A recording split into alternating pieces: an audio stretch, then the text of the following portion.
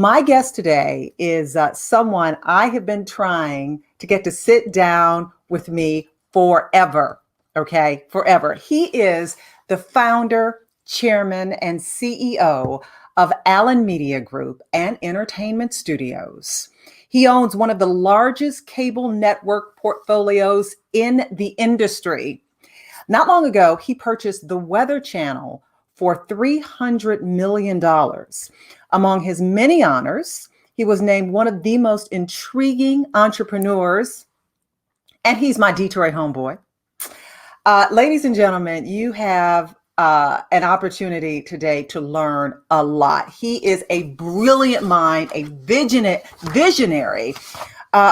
Here is Byron Allen. Hi, Byron. Hey, how you doing? How'd you like that? How'd you like the intro? Oh, that was amazing. My mother wrote it and emailed it to you, right? Okay, that's fantastic. Look at you.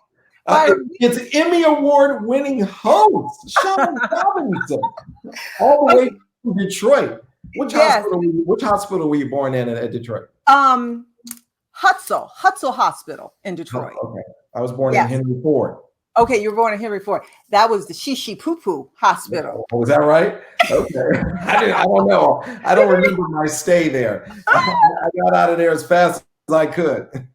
Well, okay, Byron, we have a lot to get to today in a little bit of time because I promised that I would not take up a lot of your time today. So I'm going to keep. You take as much time as you want. I'm in no rush. I'm looking forward to hanging out with you. Oh, wonderful. We love that. And you have, and I've told you this before, and I've heard you speak at so many different events, and people just walk away so enlightened, empowered, more woke when you're up there on the stage, because let me tell you, everybody, if you haven't heard Byron yet, gird your loins, okay? Because oh Lord, grab your pearls. Watch your pearls.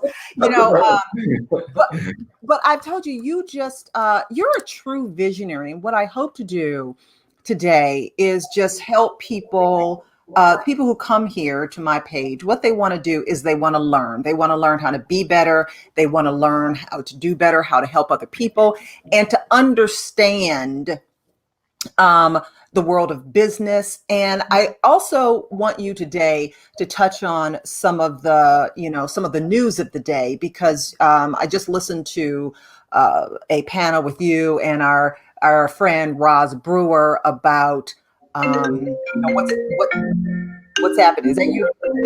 So sorry. Yeah, no, go ahead. I'm listening. Go ahead. That's okay. It's probably another deal you're making. This is another alarm for another deal. So anyway, but I want to do first just a little bit of a retrospective of your career. You were the youngest stand-up comedian to perform. Natasha, who runs the Griot, I got to call you back. I'm talking to Shaun Robinson. You're messing up her interview. All right, talk to the bill. She runs the Griot.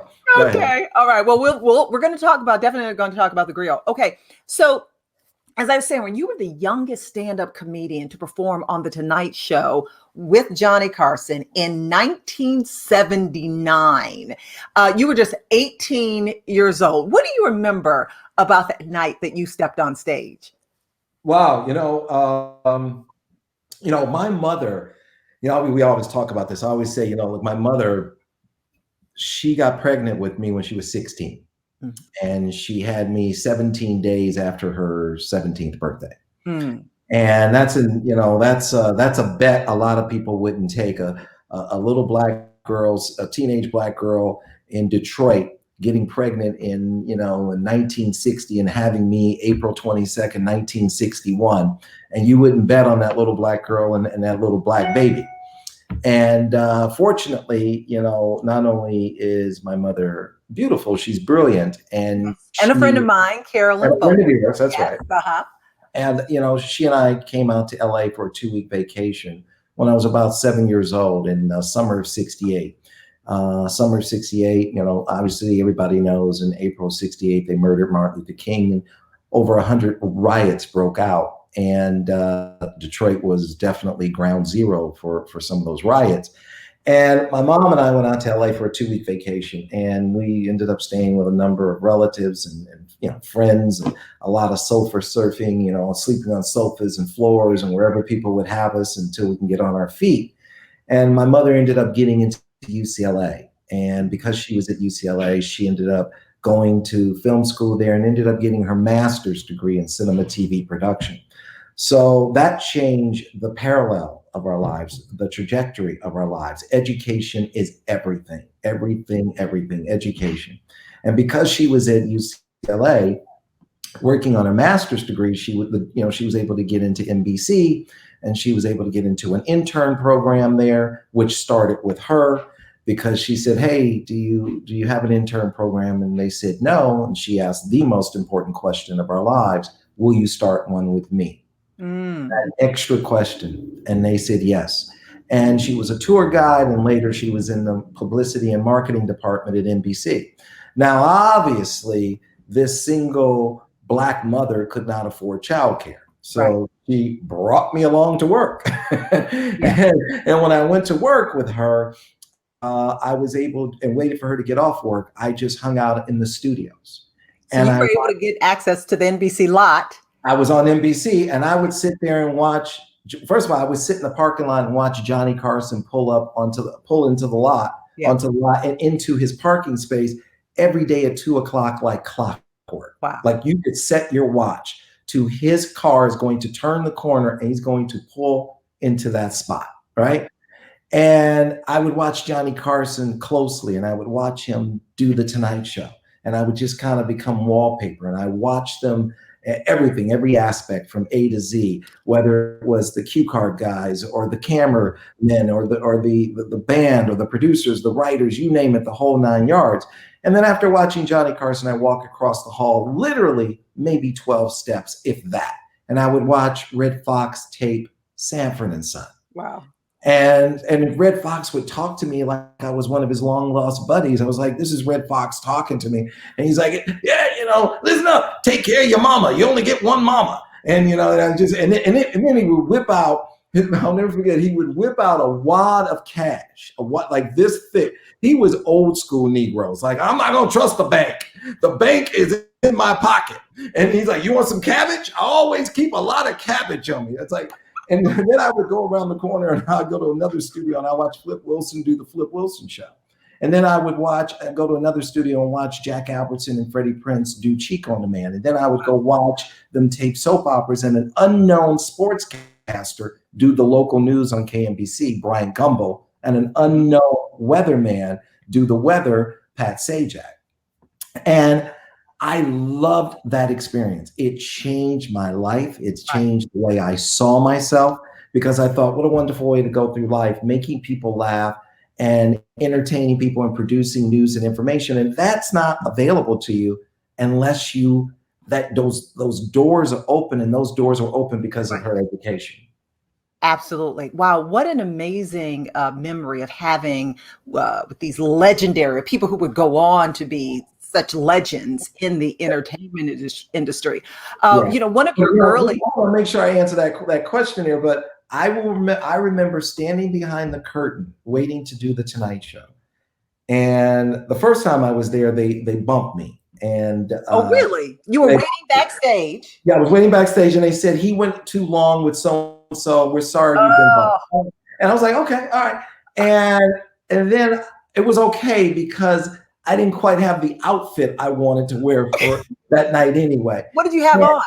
Well, that night, I don't even think I had a jacket. So my mother took me to Robinson's May, which has been torn down now. And I remember telling her, I want to wear this, wear that. And I remember being at the cash register and praying that her credit card went through so I could wear a shirt and tie and jacket for Johnny Carson. Yeah. Because he was one of my heroes. But I remember standing backstage, and I was very comfortable on this stage because I had spent literally hours and hours, weeks and weeks, just hanging out on that stage, and knew everyone who worked on that stage. First, they knew me, I knew them. It was an extension of my home because I spent more hours there than my own bedroom, right? Waking hours. So I was standing there joking with two of the stagehands backstage waiting to go on. And all of a sudden, they stopped joking. Yeah. And they got serious. And because I had my back to the curtain and I was joking with them. And they kind of cleared their throat. And I turned around and it was Johnny Carson. And Johnny Carson had gotten up from his desk and he had opened the curtain and said, "Don't worry, Byron, you're going to be great." Right? And then he went back and they said, "Oh my God, I've been opening the curtain for him for years. He has never done that." Wow. He has never gotten up from his desk and said that. They were like in shock. Wow. Right? And then he gave me probably the second greatest introduction after you.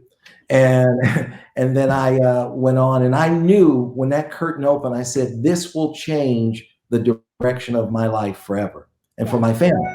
And so we went out, we had fun, it went well, got a number of offers, and one of them was Real People.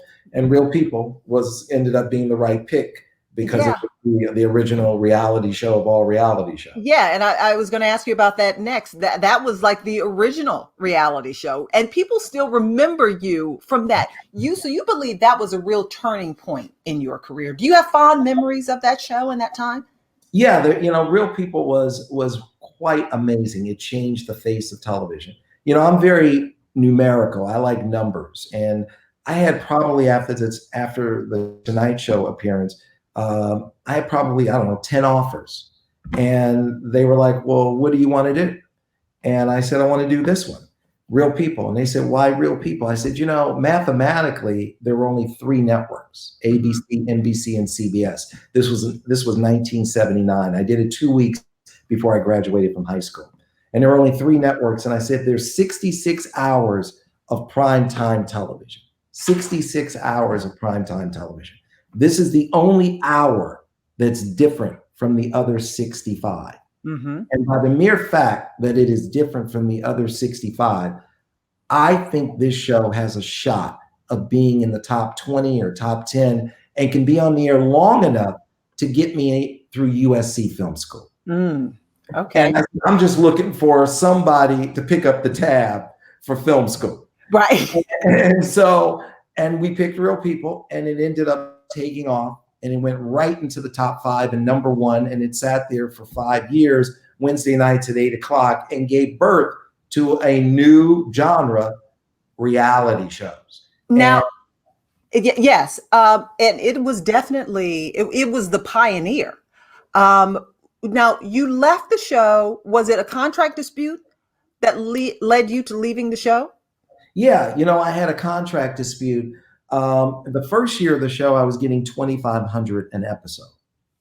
And my white counterparts were getting $7,500, $10,000 an episode, whatever it was. Second year, I was getting $4,000 an episode, and then they were getting like $12,500, $15,000. And they didn't have me for all the episodes for the third year.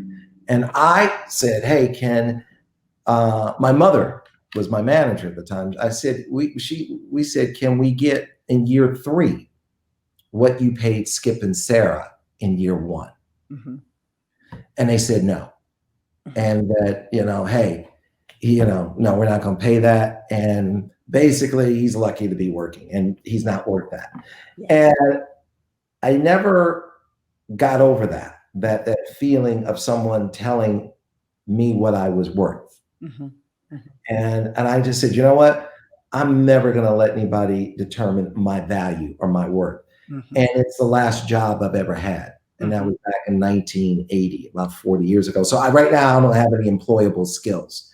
And it was that moment that I knew it's not show business, it's business show. And I said, I'm going to learn the business part. And once you learn the business part, you master the business part, you can do as many shows as you want. Absolutely. That takes me to my next question, Byron. I'd like for you to briefly talk about how you sold your own show by calling television stations around the country, because it really speaks to your entrepreneurial spirit and the vision that you had about ownership. I no longer want to be an employee. I want to own my own product. Yeah, I never wanted anybody to control my destiny. And I'm really fortunate being from Detroit, and you can relate to it. My dad, my father worked at Ford Motor Company for over 30 years, and my grandfather worked at Great Lakes Steel for over 30 years. And these guys never called in a day sick, and they were trying to figure out how to put 36 hours into a 24-hour day. As a matter of fact, my grandfather would get to work an hour early every day at the factory. To the factory, he got there an hour early every day, and taught himself how to read and drank really bad coffee out of a thermos, but he didn't know it was bad coffee. These were this is the great foundation of America. Hardworking Americans, these blue collar workers who made cars and steel and rubber and plastic for the world and made us a great industrial nation. Men like my father and my grandfather. That's on my mother's side. On my father's side, my grandfather, Leroy, he built a skating rink, which still built it in 1955, which still stands today on Schaefer. And before I could walk, I was roller skating. Yeah. And my first job, I was a floor guard. And my job was to stand in the middle of the skating rink with a whistle. And if the kids fell, we wouldn't let them pile up to the ceiling because they kept stacking up if one fell.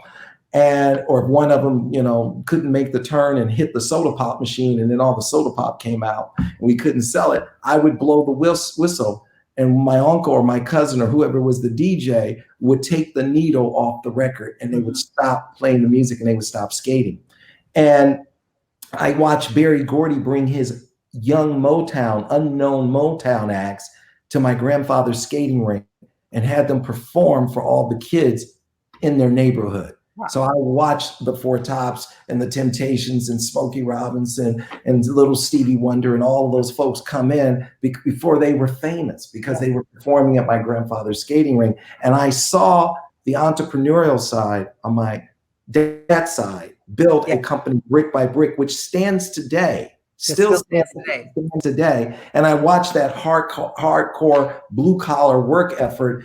24 hours a day is not enough. So getting back to how you actually started call after your contract dispute with Real People, you said, I'm going to start my own show, which was back then for an African-American man, you didn't have many people to look around to and say, hey, that's a role model. So I want people to know how you actually got on the phone and called these television stations around the country and pitched your own show. Great question. So when I was fired, I went to the New York Hilton in January of '81 with my mom. And I was 19 years old at the time. And I went there because there was a television convention called NATP, National Association of Television Programming Executives, NATP. And in January of '81, it was quite crowded at the New York Hilton. And it took a half an hour to get up the elevator because everybody was jamming up the elevators. And I said, who's the best in the space? Who knows this business better than anybody? And they said, Al Massini. And I go, where is he? It was on the 45th floor or whatever. And I went up there and to his suite. And when I walked in, he had his back to me because he was pitching a group of business people. And he was saying, listen, this is one of the greatest television shows ever. I just created it. This was January of '81. And he said, this show, it has the biggest movie star in the world on it as the pilot. It's Burt Reynolds, and we interviewed him on the set of Smokey and the Bandit. And this show is unique because we're going to use the technology of satellite. And what we're going to do is satellite. Imagine it's 1981. And he says, we're going to tape the show at 12 o'clock. And we're going to make sure that it will be done at 12:30. We'll do any hot edits.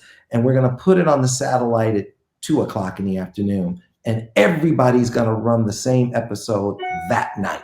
Now, this was revolutionary because before satellite, they used to do something called bicycling the tape. So you would send an episode to Detroit. Detroit would make a copy and send it to Columbus, Ohio. Columbus, Ohio would make a copy and send it to Toledo. Toledo would make a copy and then send it to Cincinnati. So they were bicycling the tape. So to put this technology in place was a game changer. So he said, I'm going to use satellite to send you the episode so everybody runs the same episode that night. Then you go, okay, what's the name of the show, Al? He says, the name of my latest creation is called Entertainment Tonight. And I watched him sell Entertainment Tonight, and I watched it go on the air and just change the game for entertainment news in America. And I watched him go on to do Star Search, create and produce and distribute Star Search, Lifestyles, Rich and Famous, Solid Gold. And I introduced myself. And I said, Mr. Massini, I hear you're the best. I'm here to learn from you. You know, where we're going to dinner, buddy. And he just kind of laughed. And we really hit it off. And, you know, I became like the son he never had. And he became a very good friend and a very good mentor. I think he got married 4 times. I think I was at 3. I was at 3 of his 4 weddings.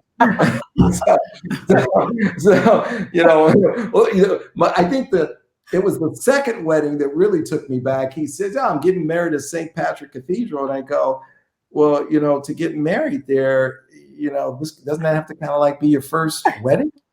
And he goes, yeah. I go, isn't this your second wedding? And your first one was 30 years? You were married 30 years in your first one? He goes, yeah, but I got that annulled. I go, how do you get a 30-year marriage annulled? Like it never happened. He goes, it's just the donation. So anyway. But basically you were using the same, you use that model for your own show. To go directly to the TV stations. Go directly to TV stations. Advertisers. So what I did is I sat at my dining room table and I called all 30. This is about 27 years ago. And I sat at my dining room table and I called all 1,300 television stations. And I said, I have this once a week show called Entertainers with Byron Allen. And it's an entertainment magazine show, but it's once a week. And I'm interviewing 7 movie stars per week, talking about their movies and their TV shows and their latest projects. And I said, look, there's 14 minutes of commercial time. I'll keep 7. You keep 7 minutes. I will sell my 7 minutes to national advertisers. You sell yours to local advertisers. Well, it was probably one of the hardest things I've ever done because I sat at my dining room table for literally 1 year from sunup to sundown. And I called all 1,300 television stations and I asked them to carry my television show for free. And on average, they all said no about 50 times each.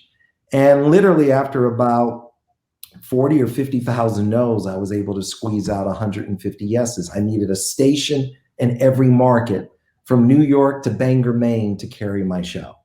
And then once I put the lineup together, I went back to Tribune. Tribune had said to me a year earlier, months earlier, that if you clear 75% of the country, we will give you an advance of $400,000 against your advertising, and we will sell your advertising. And I ended up clearing 85 or 95% of the country.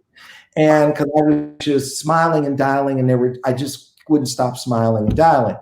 And then when I called them, they said, we changed our mind. We're not going to give you an advance of $400,000 and we're not going to sell your advertising time. And those were 2 immediate Mike Tyson blows to the head because it was 2 that were really tough. Not going to send you the $400,000 and not going to sell your ad time.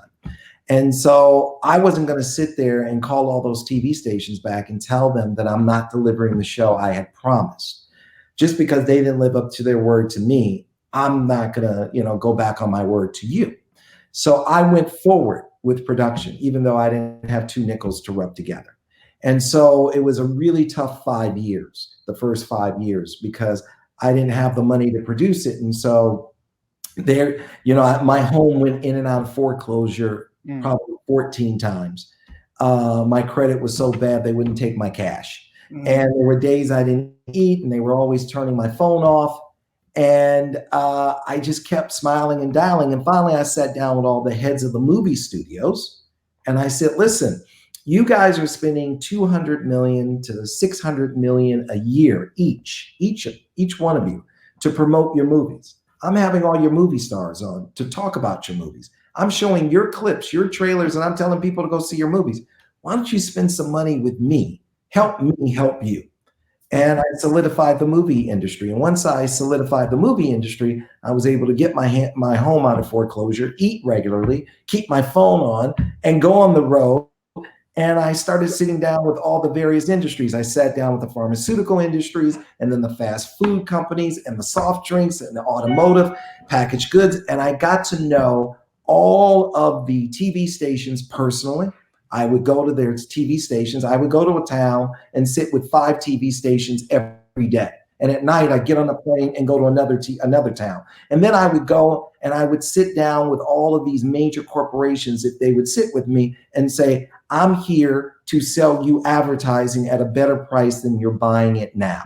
And Wow. you should do business with me because I give you greater efficiency like other companies. Brilliant. Brilliant. You're visionary. Okay, so let's move on to present day now. Entertainment Studios Yes. produces more than 60 syndicated TV shows. I think you have like 67 shows now.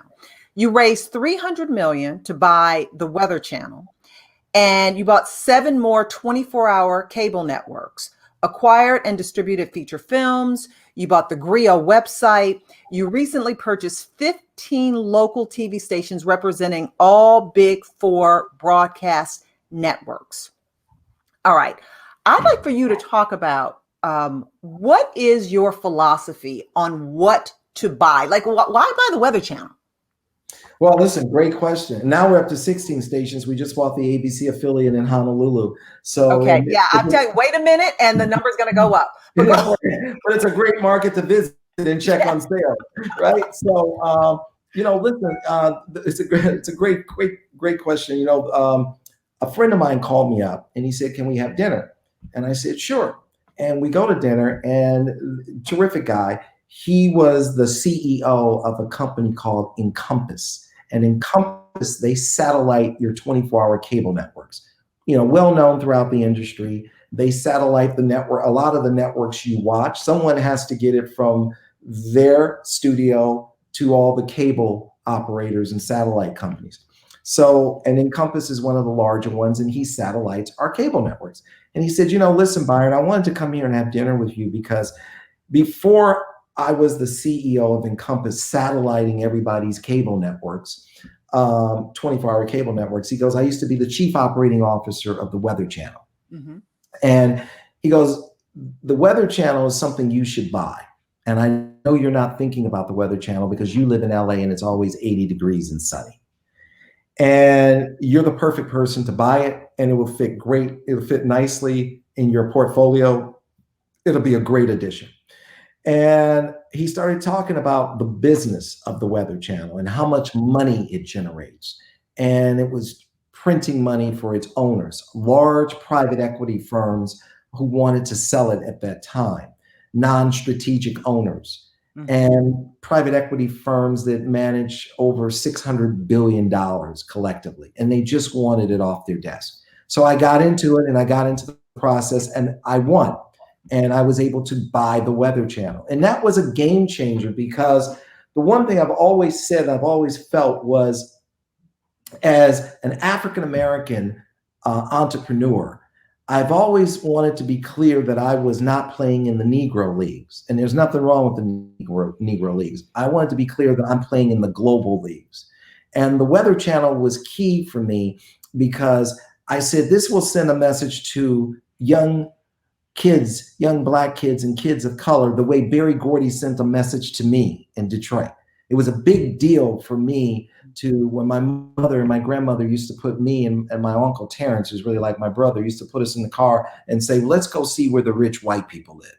And we would go into the suburbs of Detroit, and they were like, well, this is where the Ford family lives, and the Dodge brothers, and the Chrysler family, and all of these industrial and right here is where, right next door, here's where Berry Gordy lives.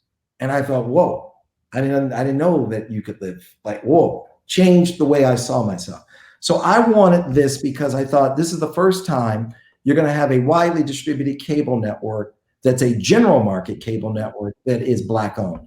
You're going to have the first widely distributed news operation in America that is Black owned. You really only have 4 news operations. You have CNN owned by AT&T. You have Fox News owned by News Corp, and MSNBC owned by NBC Universal Comcast, and I have the Weather Channel. So I wanted to send that message to young kids, I want you to see yourself as global.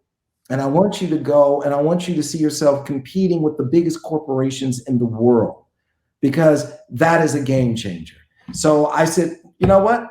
I'm going to go ahead and close on this. And we paid more than others because it had significantly more value to me as a Black entrepreneur and to us as Black people, and the message that we send to the world and that we send to young Black children and brown children around this world. Mm-hmm. So that one was a deal that was, in my opinion, transformative. And what I was saying with that acquisition, think bigger, think global, and don't stay in a small sandbox. Don't chase millions, don't chase billions, chase trillions. Okay. But you also bought local TV stations. Yes. Also bought the Griot website, yes. which is, yes. It has a predominantly African-American audience. So on one hand, the thinking is global, but yes. on the other hand, is it like, what is the philosophy for some of these other purchases? Well, the Big Four network affiliates gives us, it helps our business in producing and syndicating our television shows. Okay. So sometimes it's tough to get the better real estate, the better time periods on those shows, on those TV stations when you don't own those TV stations, mm-hmm. right? And local news, weather, sports is always going to be very important, localization. And so that's key.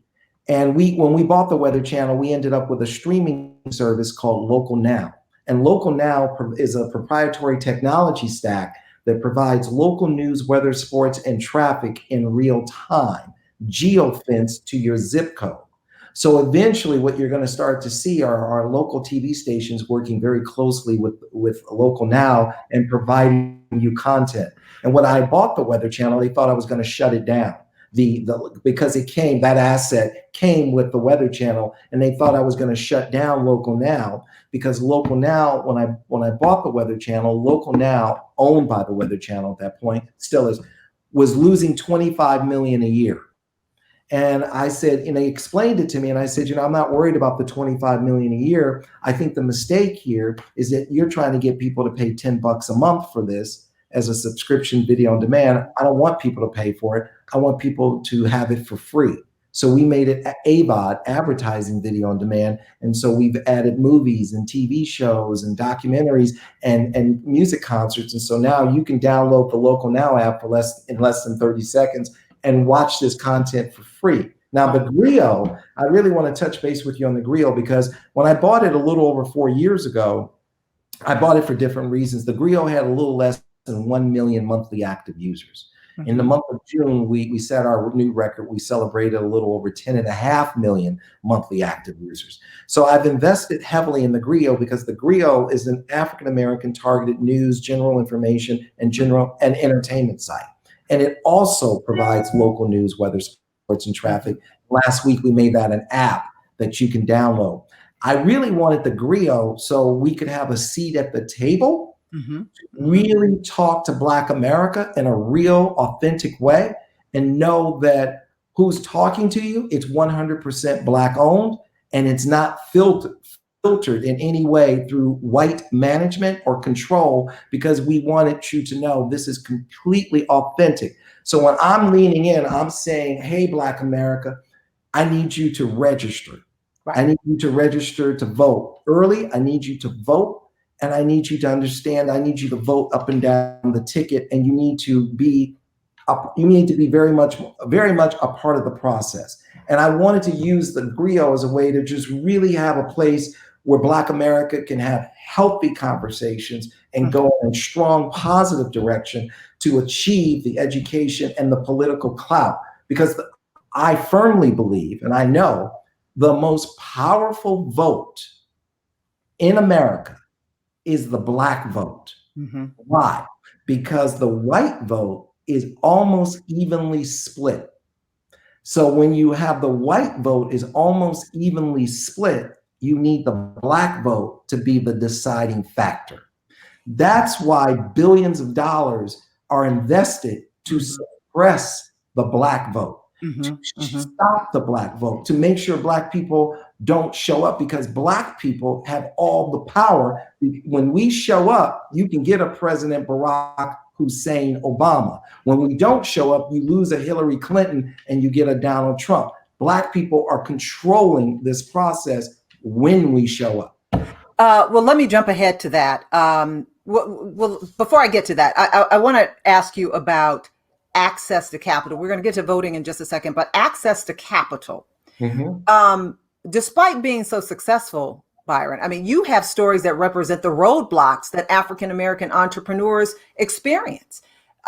Even with your success, was access to capital to buy these, different properties still a challenge for you? Great questions as always. I wouldn't expect nothing less from you. Your best. Listen, the miracle of this company is that we survived predatory capital. Mm-hmm. The first 15 to 20 years of this company, and now I'm like 27, going on 28 years up and running. The first 15 to 20 years, no one would invest in me. I owned the company 100%, not by design, but because no one believed in me. No one would offer me any capital. But the first 15 to 20 years, I couldn't get a bank loan. I had to use what was known as factors. So I would have to take these unbelievable receivables from people like Johnson & Johnson and Toyota, or these big companies. And I couldn't wait 120 days for them to pay me. So I would go and I would bring in somebody who would give me the money that week. That money cost me 26, 27% interest. The fact that I survived 26, 27% interest, that is something I do not know how we did that. But that sucked tens and tens of millions of dollars out of our bank account because we overpaid for capital. And by the way, out of the 500 plus million that I sent to advertise, to factors over the years, not one penny went bad. Not one penny, because it was the biggest companies in the world. And listen, even today, I fight to get access to capital that is, I always say, I want the Walt Disney pricing. Mm-hmm. Whenever I talk to Wall Street, and I always talk to bankers, I always say, I want the Walt Disney pricing. So here's what happened. When I bought the Weather Channel, I called a guy that I had met at a birthday party, and he managed a little over $100 billion. And when he said to me, he managed a little over $100 billion to invest, I thought to myself, you know what? You have a deployment challenge. It's not easy to deploy $100 billion and know that you put it in a safe place and you're going to get it back with your return. So I literally called him on a Friday to get the $310 million to buy the Weather Channel. And he literally gave it to me on Monday because I pitched him that Friday and that Monday, and he gave me the money. Mm-hmm. And then he gave me 7 years to pay him back. And I made the decision to pay him back in 5 months. And I did that. And I gave him back the money plus almost a $30 million thank you for doing that in 5 months. Well, I can assure you that sent a very strong message to Wall Street. You can bet on Black entrepreneurs. And I wanted to send that message. And after that, I was able to raise over $1 billion to buy other things. And now we have quite a bit of capital available to us. You sued Comcast and Time Warner Cable for $20 billion it was a racial discrimination lawsuit for refusing to carry your channels. It was a 5-year battle. Went all the way up to the Supreme Court. You end up settling. You gain carriage for 3 of your cable channels. That was comedy.tv, recipe.tv, and justicecentral.tv. Do you think the battle was worth it? Do you look at that experience as a win? Look, we have a great relationship with Comcast and AT&T. Right now, the only lawsuit that's open is the one for $10 billion against Charter. Now, that lawsuit, absolutely, it's worth it. I mean, the message that I'm sending to them is that not only do I have the conviction, the Constitution, and the capital to do this, I've budgeted millions and millions of dollars to do this. And this is something that if it takes 50 years to do it, I'm fine with it because it has to be resolved. You can't have a scenario where the cable industry is spending 70 billion a year licensing cable networks and Black people get nothing. Okay. You have white guys who, who can't even speak Spanish, but they own the Spanish language networks. So my position is, hey guys, I'm not asking for a seat at the table. I'm taking one. And this is important to me because now that I have children, it's not going to be about, well, what's Black targeted. I'm all about what's Black owned. And so I had a white guy say to me, why is it important for it to be Black owned versus Black targeted? I said, great question. You're white, you have a daughter, and I'm Black, and my daughter was just born, Chloe. And I said, let me ask you something. How would you feel? Would you be okay with me controlling everything on TV and I control how your daughter was produced and depicted and seen around the world, and I controlled her self-esteem and how she saw herself? Would you be cool with me having that kind of power and control over your little white daughter? And he said, no. I go, well, then why do you think I would be cool with you having that kind of control over my beautiful little Black daughter? And now that she's here, I'm not asking, I'm taking it.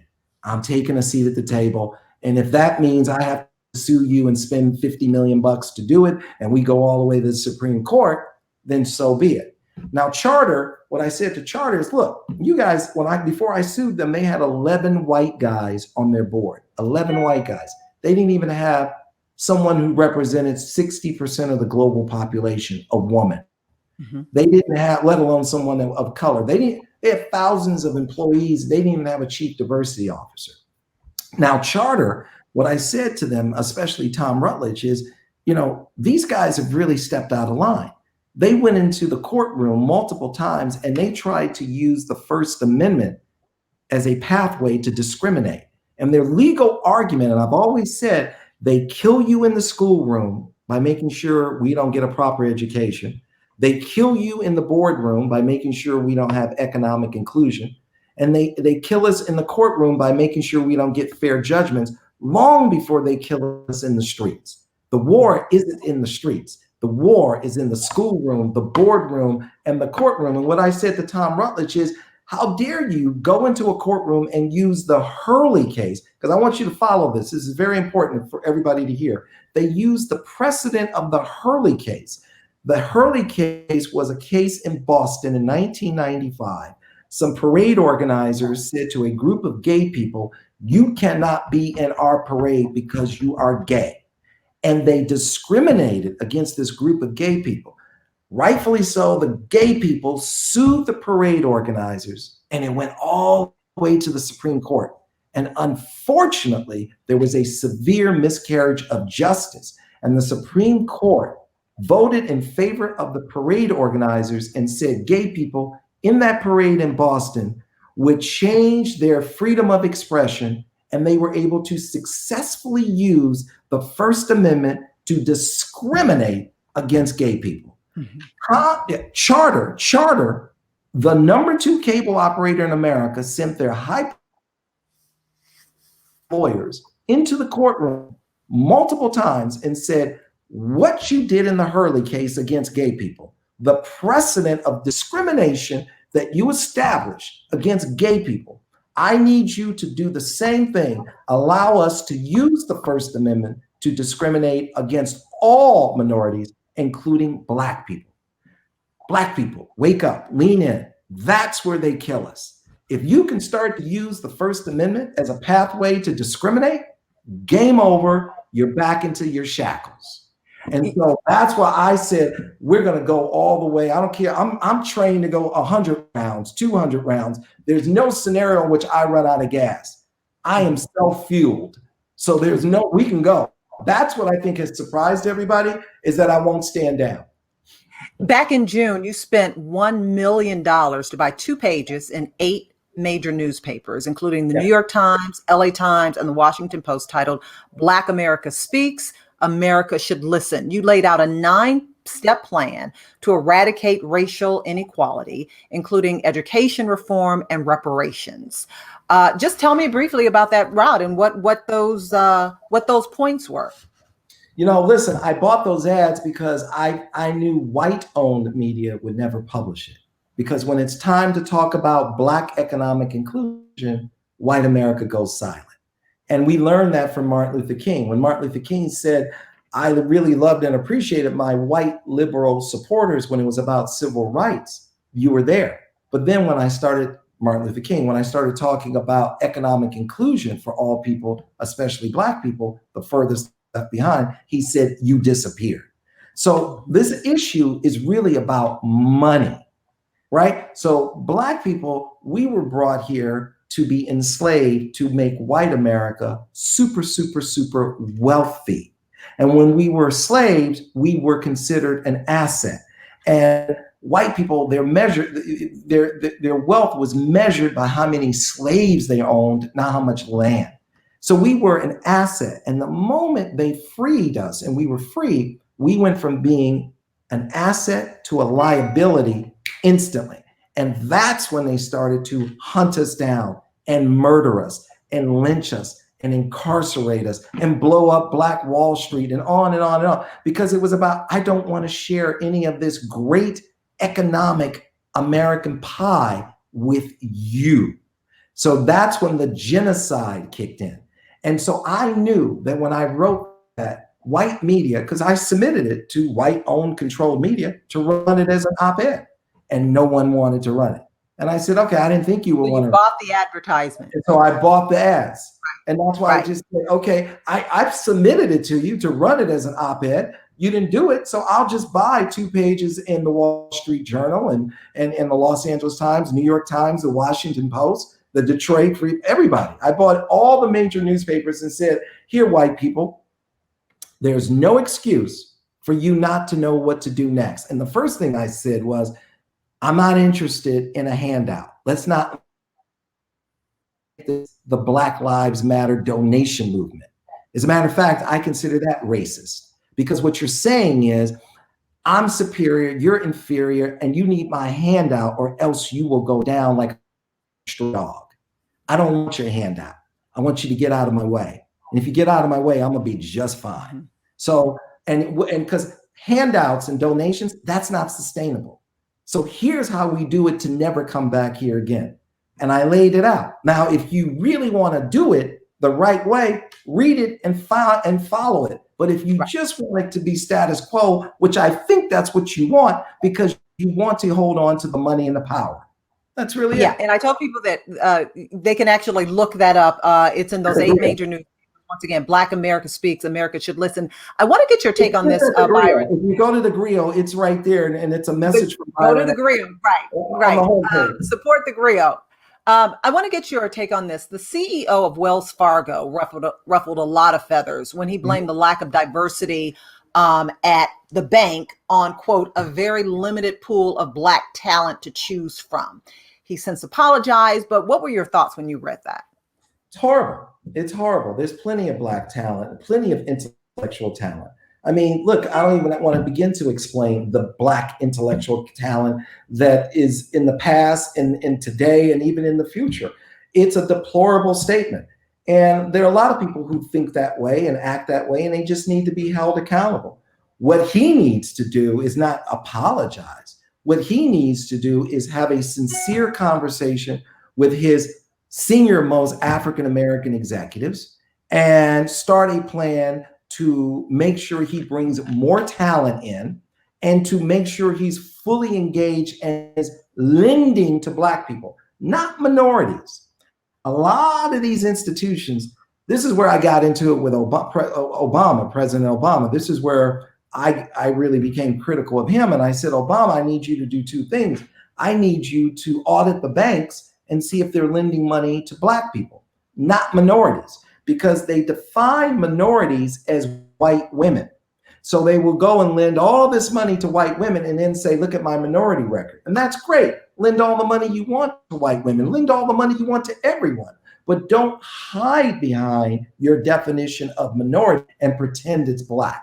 And I said, Obama, if you actually audit the banks, you will see Black people do not get home loans, car loans, and business loans, which is why under President Obama, home ownership hit a 25-year low. And our unemployment went up for Black people, but went down for white people. And I said, gentrification is funded by the very thinking of the head of Wells Fargo. Lean in on them and say, I don't want to see your minority record. I want to see your Negro record, your colored record, whatever decade, your Black record, African American, whatever decade you want to go to come up with the name for us.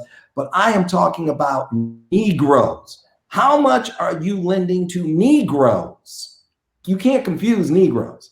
How much are you doing in the way of home loans, car loans, business loans, student loans? And you will see that that number is a low single-digit number, and it does not represent our population of close to 14%. That's where I want to see things, where you are doing. So right now, I've said to Madison Avenue, you're very racist. I go to your ad agencies. You don't have anybody Black working there. You've put Black-owned media out of business. I'm the Black unicorn. You don't spend money with Black-owned media. We only have a drop of water in our swimming pool. And I'm putting you on notice that if your clients do not have a budget for Black-owned media, I'm going to sue your clients for racial discrimination, just like I sued AT&T, Comcast, and Charter. I am going to hold you accountable. And you know, and I know you don't have a defense against me because I'm right, because the numbers don't lie, right? That's what Jay-Z said. Men and women lie, but numbers don't.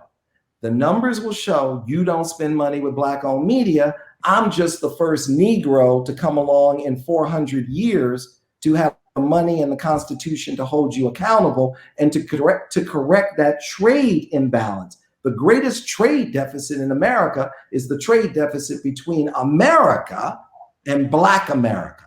And as we correct that trade deficit, America will be better because of it. And you will have now brought forth a group of people that are the furthest left behind because you have systematically designed to commit genocide against us by making sure we don't have a proper education, we don't have access to capital, and you make sure that we're incarcerated and you take away all of our opportunities.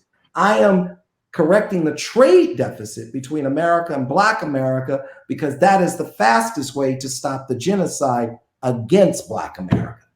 So you're willing to file more lawsuits? Absolutely. I enjoy these lawsuits. I'm having a great time with these lawsuits. They're stressed out about it. I'm having a great time because I'm learning a lot of things. I'm getting, like, hey, dude, that's a historic moment for a $10 billion lawsuit by a Negro against Charter to go forward. That has never happened in the history of Negroes in America. Okay? So that lawsuit is a game changer. That was a very important moment because that sent a message to corporate America. These lawsuits can go forward. Now, here's what we have to do. When we went to the Supreme Court, I'm going to plug up my computer, Byron. Keep talking. I'll just talk to your sofa. Nice layouts. Anyway, so when we went to the Supreme Court, they voted 9-0 against us not to allow us to use the Civil Rights Act of 1866, Section 1981. The Civil Rights Act of 1866, what that was put on the books to protect the newly freed slaves. And what they said is, some historians believe they didn't give us 40 acres and a mule because they gave us this law. The Civil Rights Act, this is very important, the Civil Rights Act of 1866, Section 1981. And what it says is that we, the newly freed slaves, are to have access to capital and opportunity. And if we don't, then, it's in violation of this act. Mm-hmm. Well, Andrew Johnson didn't want to sign it, and he didn't. And Congress went over his head and put it in. And it's always been a problem for certain white people in America. So they took this opportunity to take the Civil Rights Act of 1866 to the Supreme Court. And what they did was they said, What level of standard must be used to apply this law? And what they did is they went with the but for standard. And the but for standard is, Shaun, you can't use this law unless you can prove 100% that they discriminated against you is because you're Black. 100%. As a matter of fact, they can even say to your face, Shaun, you know what, Shaun? 99% of the reason I'm not doing this with you is because you're Black. But 1% is because you're wearing tennis shoes. And you can't do anything because it's not 100%. So they went with the but for. What we were looking to achieve was the motivating factor. And the motivating factor could be 10% of the reason they didn't do business with you, or 20 or 30% could be because you're Black. Now you're able to bring that lawsuit forward. So now when I was in the Supreme Court, here's who they got their amicus brief from. Here who was standing against us. William Barr, the DOJ, Donald Trump's DOJ, was testifying against us to say go with the higher standard in the Supreme Court, and the Chamber of Commerce, because the Chamber of Congress was saying we are sick of Black people suing us for discrimination. And if you go to the higher standard, it's harder to prove. And now Black people can't get a lawyer to sue corporate America because a lot of those lawsuits are based on contingency. And a lawyer will say, this is too hard to prove. I'm not going to take it on contingency. Give me a $5, $10, $15, $20,000 retainer. But here's what we're going to do. We're going to lean in politically and be like everybody else. We have an agenda. I will support you, Biden and Harris, especially Senator Harris. I need you to go forward with the John Lewis Civil Rights Act. And I want you to go to Congress and have Congress overturn the Supreme Court and get this language the way we need it, which is the lower standard, the motivating factor. And now you can use the law to make sure you have economic inclusion. I used it to the tune of $40 billion in lawsuits, 3 lawsuits. Mm-hmm. 2 of them are settled. I wouldn't be surprised if the third one gets settled, but I successfully used them. And they never liked this law. This is a law that can be used to help make it a level playing field. And I'm the first Negro to come along in 400 years and use it the way I used it. And they were like, well, damn, let's look at this. And they weren't worried about another Byron Allen coming in and going 20 billion, 30. They were really focused on, don't you, young man, use this to, be what they call a nuisance lawsuit and claim discrimination where we don't care. But we have to now go to our politicians, and it's not about you politicians, because you are nothing more than temporary hired help. It isn't about you, it's about us. What you gonna do for us? And here's what I want you to do. I'm happy to give you all the money you need to be a congressperson or a senator or a president or vice president. I need you to fix that statute. And if you don't fix that statute, then there's nothing for us to talk about. And Black America has to lean in and hold our politicians, Black and white, accountable and say, look, we're the most powerful vote. We're the deciding vote. When we show up, you win. When we don't, you lose. But if we show up, we're like everybody else. We have an ask. And here's what it is. So as things stand today, what is November 3rd looking like in your eyes? You're the visionary. What do you think? How do you think this election is going to go? I think Biden and Harris will technically win. I think that they will win the popular vote, mm-hmm. and they will probably win the electoral vote. Now, the transfer of power peacefully is a different story. But do I believe they will win? Absolutely. I think the American people are brilliant. They're resilient.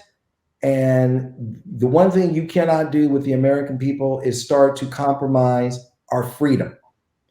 And now that people are starting to see that there isn't that freedom for all and that justice for all and that fairness and transparency for all, it's creating an unbelievable backlash against the Republican Party. Now, look at the money that has been raised. When you think about an Amy McGrath, and this is when I say Black America, you got to lean in. Here's where I get frustrated. When I watch an Andrew Gillum lose Florida, he could have been governor of Florida, and he literally lost by 0.5%, not even a full percent, 0.5%. Okay, we could have had the first Black governor of Florida, and he would have been a Democrat, and we needed to control Florida. Black people, we need to lean in. Donate $5, $10, and God, vote.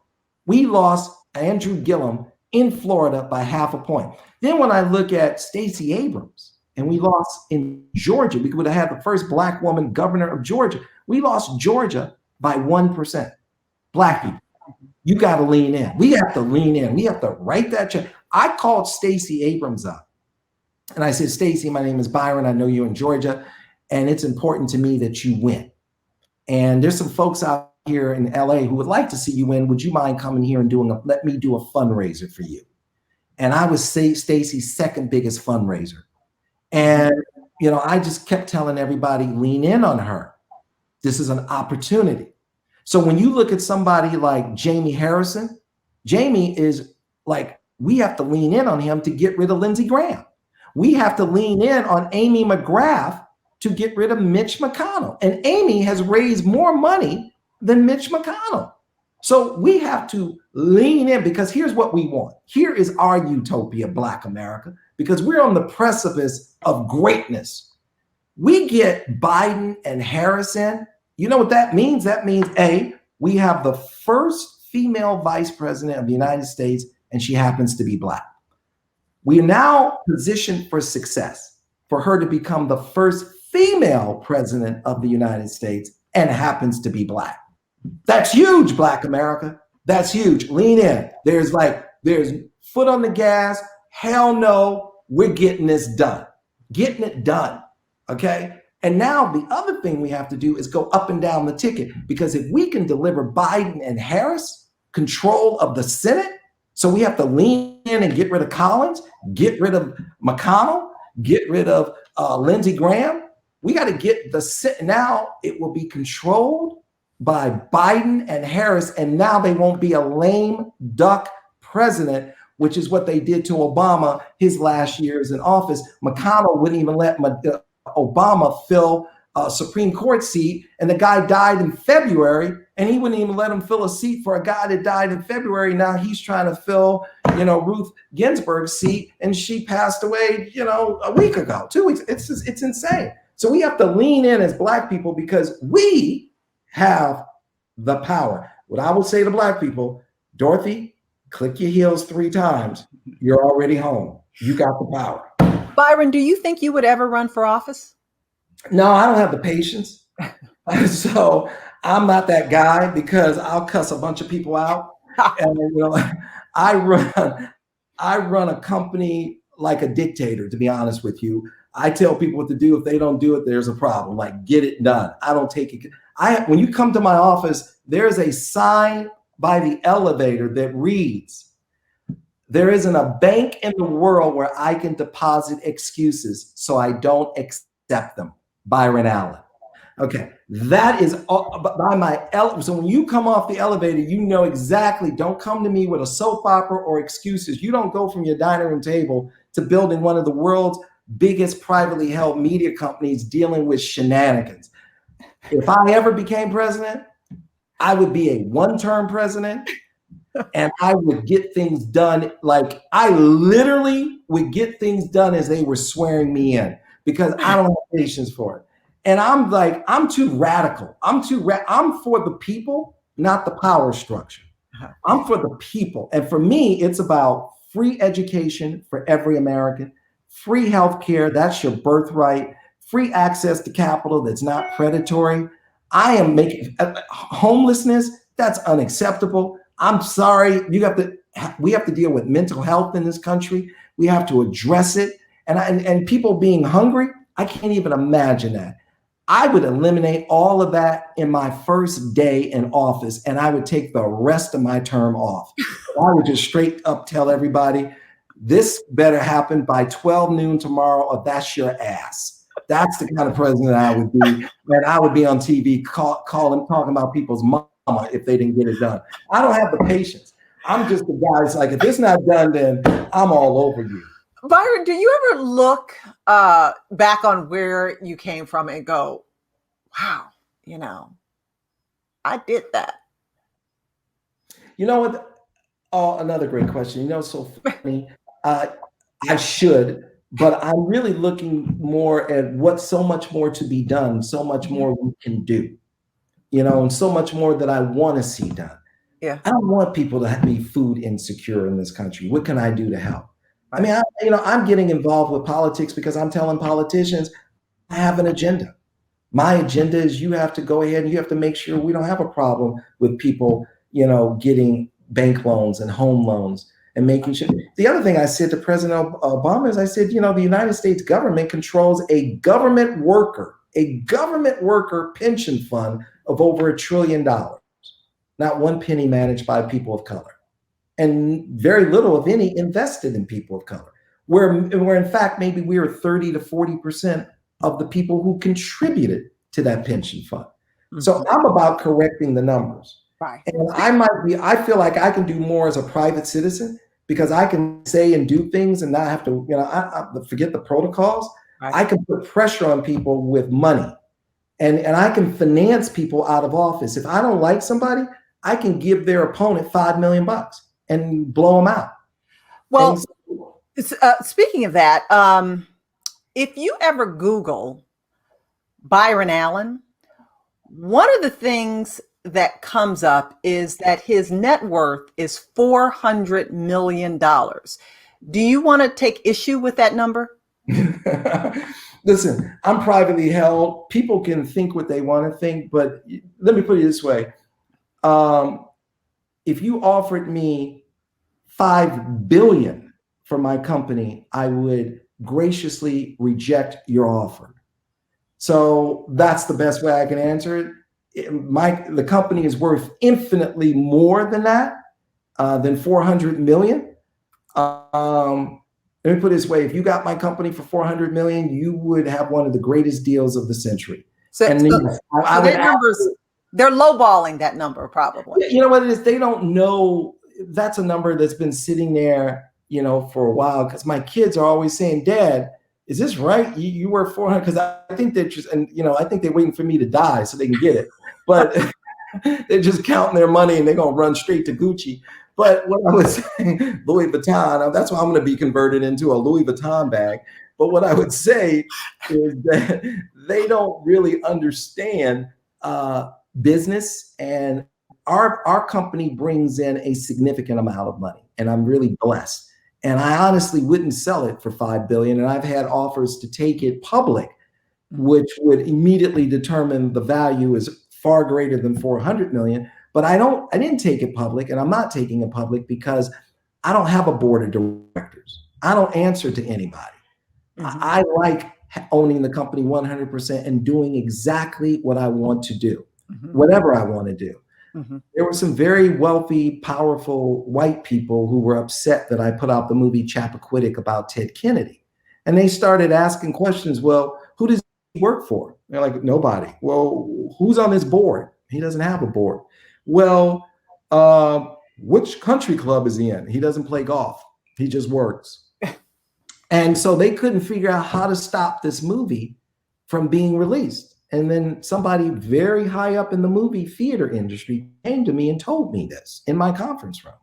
And they were asked not to book the theater. And I said, listen, I appreciate that. Tell them I was going to put the movie in maybe 200 screens, 300 screens.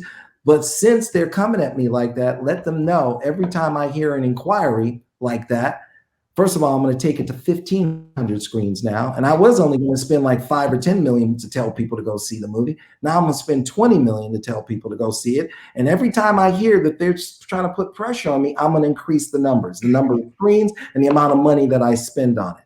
Uh-huh. And I have to have that independence because I am very loud. I'm very proud. And I put a lot of pressure on the system because the system needs pressure to effectuate positive change. Right. In the schoolroom, in the boardroom and in the courtroom. And Tom Rutledge, in my humble opinions of charter, sending in his lawyers to argue that you should take a precedent in the Supreme Court that we should be denouncing the discrimination against gay people. You should not be taking that precedent, that miscarriage of justice, trying to celebrate it, supersize it, and use it on Black people. Shame on you, Tom Rutledge. You need to resign. Before I let you go, Byron, your advice. I don't know where to go, Shaun. There's a pandemic. Okay, there's nowhere to go. I'm just happy to be away from my kids. They're low in the other room. They're in a Zoom class. I'm so sick of them. I have nowhere to go. Okay. We'll take a couple of questions. There are a lot of people who want to jump in here, but I want to ask you your advice for entrepreneurs in today's climate. What would you do today? You're a aspiring entrepreneur. Like, what is your advice? Digital. This is the greatest opportunity for everybody, especially Black America. When I think about, when you can use digital, they don't know who they're doing business with.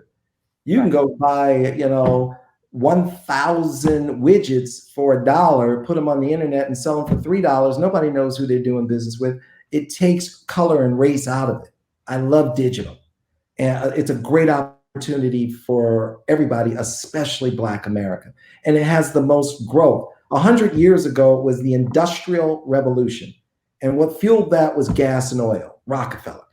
And today it's the digital revolution. And what's fueling that is content. And you have apps. You see that? You see that right there? Yes. On screen? Yes, I see that. So now Byron for president. Byron for president. Now you have apps that can do all kinds of things. Like the digital platforms will create a plethora of Black billionaires. The next wave of billionaires will be Black people in the digital space. Master that, because we are in the digital. Hey, by the way, I'll tell you something that you might want to know. Last year, if you invested on January 1st of 2019 through December 31st of 2019, if you invested in these 8 stocks, Facebook equally, invest in them equally last year, Facebook, Amazon, Apple, Netflix, Google, that's FANG, and then add 3 more after, Facebook, Amazon, Apple, Netflix, and Google, AT&T, Microsoft, and Disney. Those 8 stocks would have generated a 42% return on your money. Mm-hmm. So if you had put 10,000 in those stocks or 100,000 in those stocks, you would have made $4,200 or $42,000 for doing nothing. That shows you the growth and the power of those digital platforms. And what I say to Black Americans, invest in those 8 stocks and forget about them. Mm-hmm. You'll go back in 2 years or so and that stock will have doubled. That portfolio will have doubled. Okay, well, let's talk about, listen, everybody would love to have an extra $100,000 to invest in stocks. Or whatever it is, or 1,000. Yeah. And that advice for that up and coming entrepreneur, folks are, we're, a lot of people, I'm telling you, after 16 years at Access Hollywood, and when I left and I started just, producing my own shows and doing kind of, the projects I was really passionate about, so many people came to me and said, I don't want to work for anyone anymore. I just want to work for myself. But I'm afraid of losing that paycheck that's coming in every week or every 2 weeks.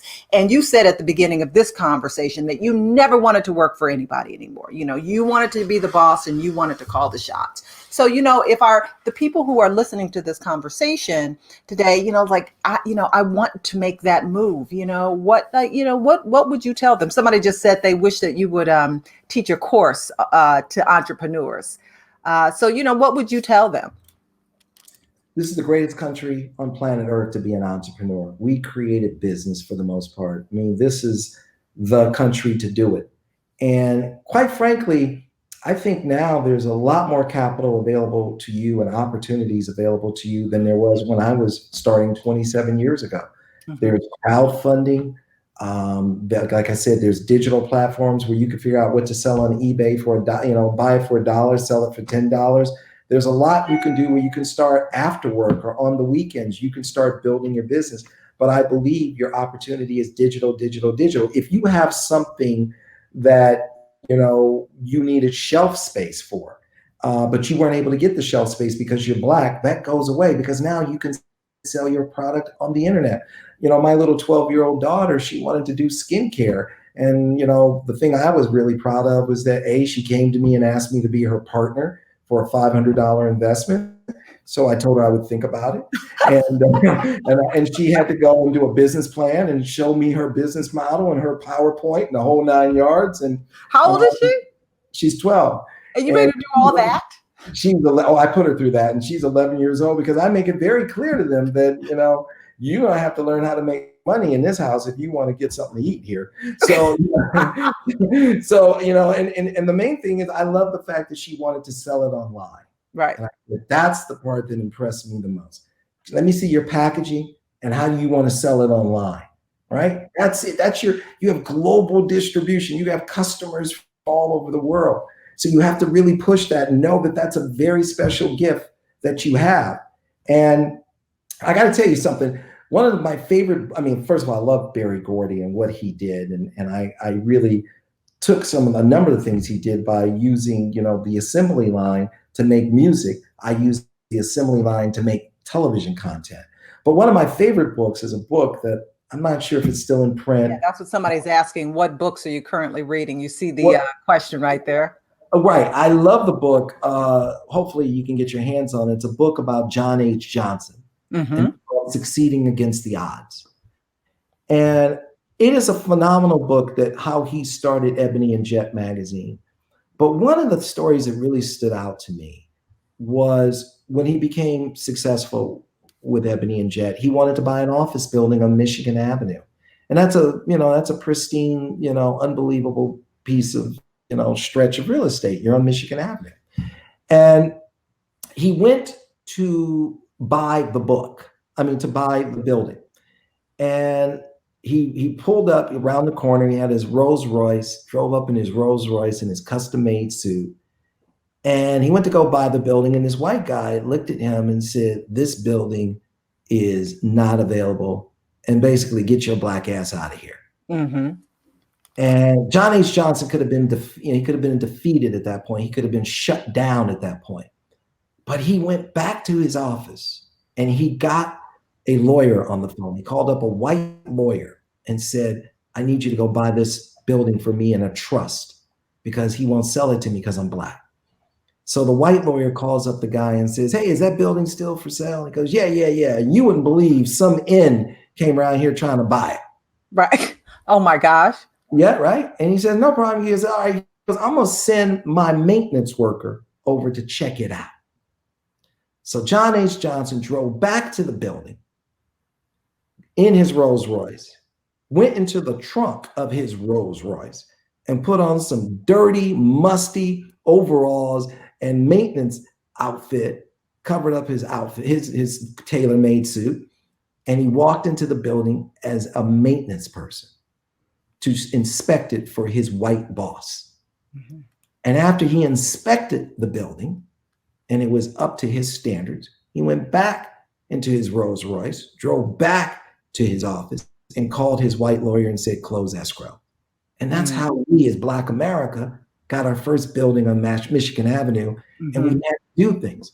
Now, it was 100 times harder for guys like John H. Johnson and women like Madam C. Walker. The first female millionaire in America was a Black woman, okay? But it was 1,000 times harder for them. For us to succeed in business, that's not even breaking sweat. Right. They broke sweat and broke their backs. What we're doing, this is a walk in the park. There's no excuse in this digital age for you as a Black person not to die fabulously wealthy. There's no excuse. Money is out there. The opportunity is out there. The reason the stock market won't go down, we have over $20 trillion in liquidity. Americans have more money than they know what to do with and where to invest. Quite frankly, a lot of these companies aren't even worth what they are worth, what they're valued to be. We just don't have another place to put your money. Where are you going to put your money? China? Russia? Iran? I don't think so. You're going to put it in the safest financial environment on planet Earth, America. American banks, American financial platforms. There's more money chasing. So it's so funny. I'll tell you something. When I went to go buy the Weather Channel, this guy was going to give me $200 million. And then last minute, he changed the terms on me. And I didn't like it. And I told my lawyers, I said, I'm never talking to that guy again. He changed the terms on this $200 million last minute. And they said, well, you need to show Morgan Stanley, who was representing the Weather Channel as their investment bankers, you need to show them you have the money. And you need to show them you have the money like in 24 hours.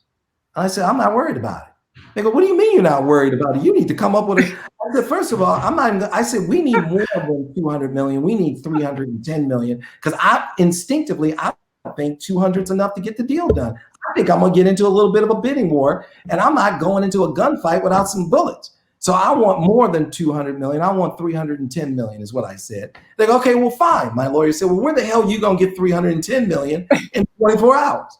I said, let me tell you something. Money is not the commodity. There's plenty of money. There's $20 trillion looking for a safe place to preserve their capital. I'm the commodity. I'm the commodity. I'm the precious one. I'm the one with the intellectual capital that knows how to protect and shepherd and navigate your capital and give them the return they're looking for. I am what is special in this equation, not the money. So that's when I called up and I raised 310 million the next day. That's how I got it. Because I said to them, you have a deployment problem. You don't just to put your money. I'm safe. I'm better than gold. And they were like, okay. And then when I gave it back 5 months later and said, here's a $30 million tip. And I did that on purpose because they have something what's called make whole call protection, where they penalize you for paying it back too soon.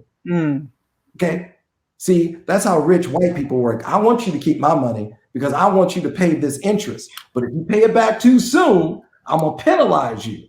So I said, okay, I've never seen this before. You're going to penalize me for paying you early? All right, no problem. What's this called? It's called make whole call protection. I want you to be locked in this loan for 2 or 3 years. And if you're not locked in this loan for 2 or 3 years, you're going to still pay me as if you were.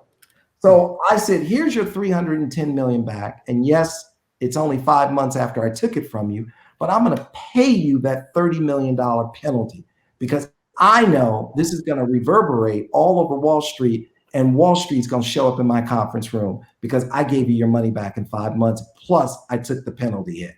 Right. He sent me an email and he said, wow. That's what he said. He said, you may not know this, but we are publicly traded. And when we gave our quarterly report, all they could talk about was you, how you paid that money back. And you gave us that unbelievable upside of over almost 30 million bucks. He said, if you ever need anything from me, and they manage over 100 billion, and they're kind of small at 100 billion. If you ever need anything from me, please call me first. If you ever need anything, call me first. And we, as Black folks, we're athletes. It's just, we're entrepreneurial athletes. And the way we bring excellence on the basketball court or the football field or the tennis court or golf or whatever it is, we bring that same excellence to the boardroom. Black people being entrepreneurs, this is a part of our DNA because nobody else would hire our Black asses. So just like my grandfather, who had to build a skating rink and employ your whole family.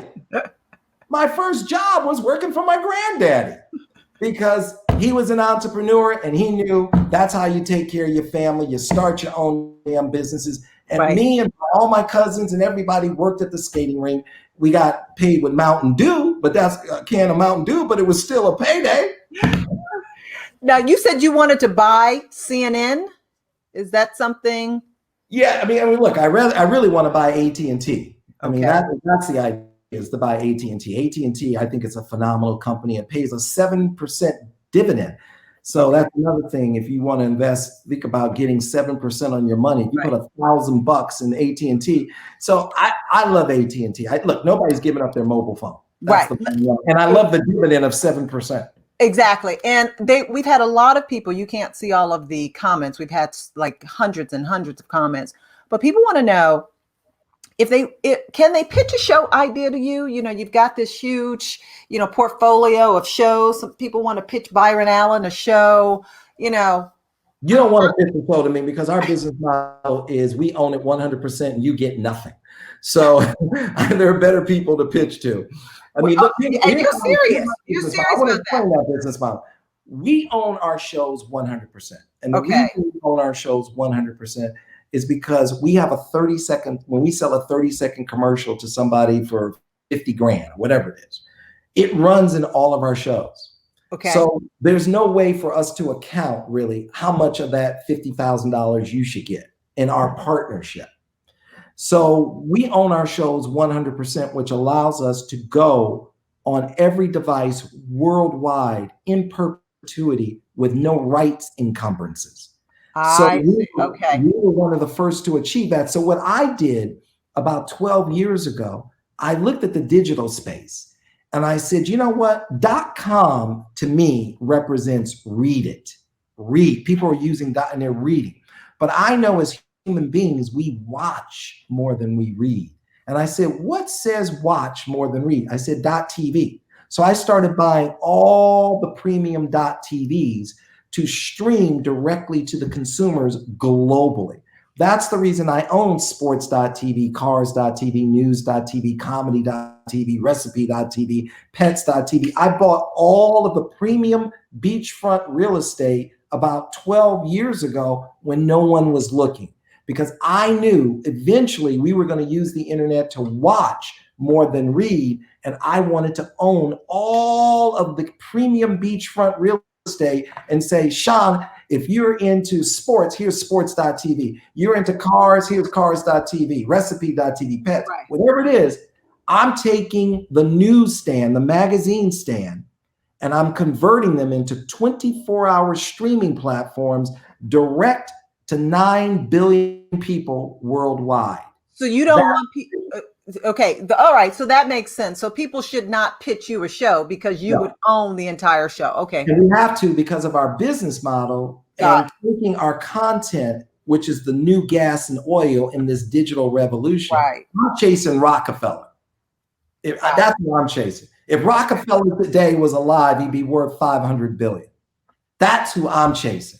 He's considered the greatest of all time. So what he did is he fueled the industrial revolution. And my mission in life is to fuel the digital revolution with content.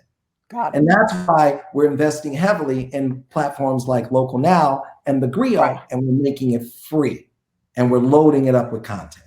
Got it. Okay. Byron Allen, I can't believe we finally did this. I've been wanting you to sit down with me forever. And